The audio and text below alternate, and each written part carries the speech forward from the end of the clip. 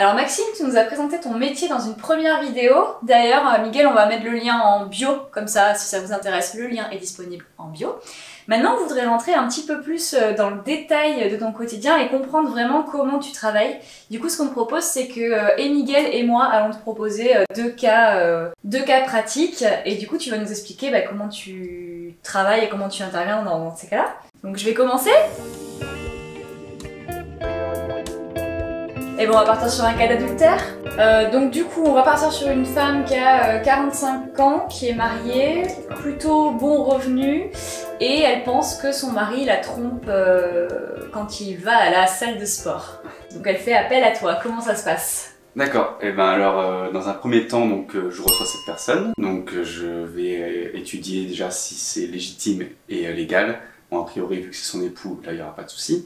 La faisabilité de l'enquête, et je vais moi établir après ce qu'on appelle un plan d'enquête tout simplement, en lui posant le maximum de questions, puisque là elle nous guide déjà vers le sport. Donc son mari, soit il va au sport, ça se passe avant le sport, après le sport, soit il ne va pas du tout au sport, c'est un prétexte pour aller voir peut-être une autre femme.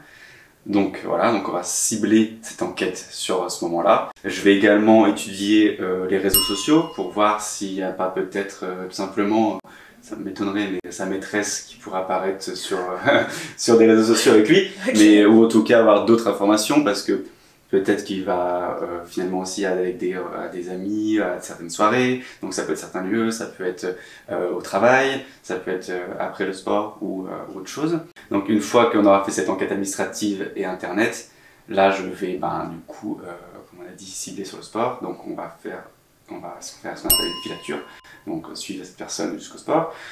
S'il va au sport, on va rester en planque ou essayer de voir au sport si c'est peut-être une collègue de sport tout simplement, si effectivement il y a bien tromperie ou pas.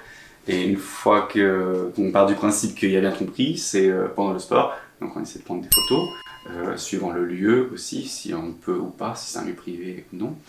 Et une fois qu'on a une enquête précise, on essaie de voir s'il y a une répétition des faits, voir s'il la trompe plusieurs fois ou si simplement une seule fois.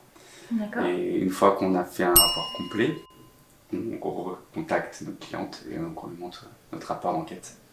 Et donc du coup, les photos par exemple que tu auras prises, elles sont utilisables dans le cadre d'un procès ou s'il y a divorce ou quelque chose comme ça? S'il y a divorce, oui, les photos sont utilisables si elles sont évidemment pas atteintes à la vie privée. Donc on fait en sorte que nos photos soient utilisables et recevables en justice. Pas de nude alors? Pas de nude, non. Et donc du coup, concrètement, comment tu factures? Qu'est-ce que tu lui vends à cette dame du coup? Tout dépend déjà, nous on facture à l'heure, mais là ça sera au forfait, puisqu'il y aura au moins 10 heures de travail, donc on va devoir compter entre 850 et 1000 euros pour cette enquête.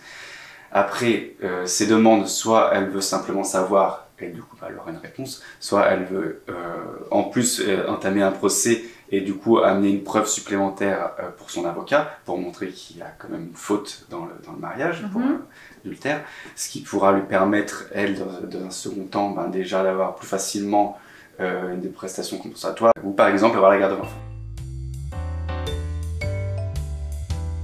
Deuxième petite enquête, il y a une tante qui vient de décéder, qui n'avait pas des enfants.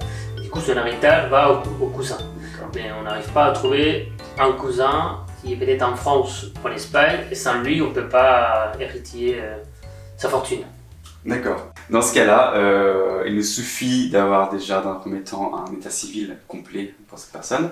Donc là, on fera une enquête également administrative qui va être pareil, des recherches internet, des bases de données, des recherches, des enquêtes téléphoniques et également une technique verdict que je ne dirai pas, qui nous permettra de localiser cette personne et tout simplement de la mettre en relation avec la famille ou avec le notaire, puisque ce sera sûrement un notaire qui sera en charge de cette succession. C'est une demande qui est de plus en plus fréquente, puisque maintenant les familles sont très dispersées, les gens déménagent, ça peut être également être à l'étranger.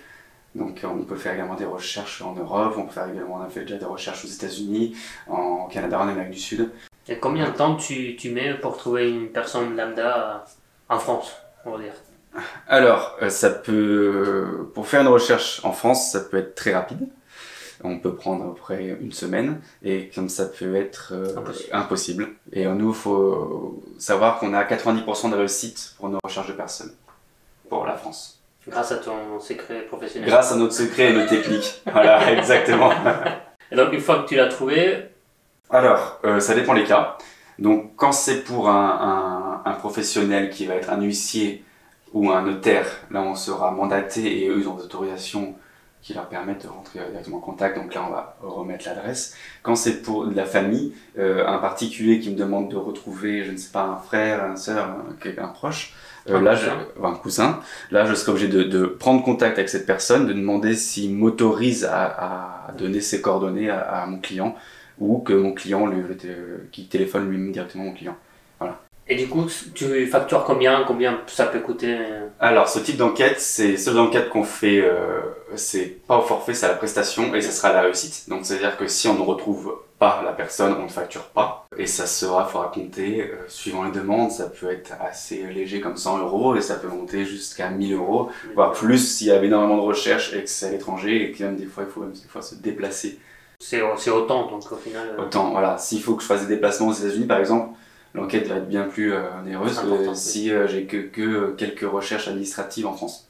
Après, on attend 1 million d'euros de notre tente. Voilà, et c'est ça qu'il faut aussi juger. On peut faire appel à un détective, ça peut nous coûter un petit peu d'argent sur le coup, mais combien ça va nous rapporter de faire cette enquête? C'est-à-dire que s'il y a 1 million d'euros qui va être débloqué, effectivement, on peut se permettre de mettre 300 ou 500 €. Cette vidéo est terminée, c'était des anecdotes, hein, donc toute ressemblance avec des cas ayant existé serait purement fortuite. On remercie Maxime pour tout ce qu'on a appris aujourd'hui dans cette vidéo et dans la vidéo métier, donc n'hésitez pas à regarder l'autre vidéo. On espère que cette petite vidéo hors série vous a plu, on vous dit à très vite et nous on va aller boire un petit café avec Maxime. Allez, ciao ciao.